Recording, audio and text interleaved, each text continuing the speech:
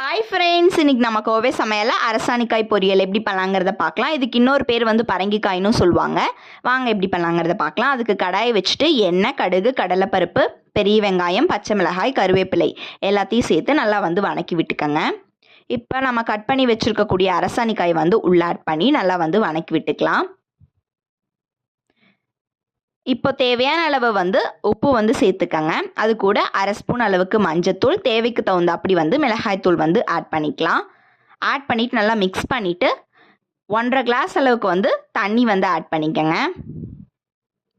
Add பண்ணி ஒரு 10-15 நிமிஷம் நல்லா வேகட்டும்.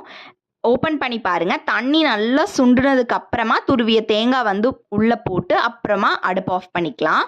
சர்வ் பண்ணி சாப்பிட்டு பாருங்கள். எப்படி இருந்துச்சுன்னு மறக்காமல் கமெண்ட் செக்ஷனில் கமெண்ட் பண்ணுங்கள். இந்த வீடியோ உங்களுக்கு பிடிச்சிருந்தா கோவை சமையலை சப்ஸ்கிரைப் பண்ணுங்கள். தேங்க்யூ ஃபார் வாட்சிங்.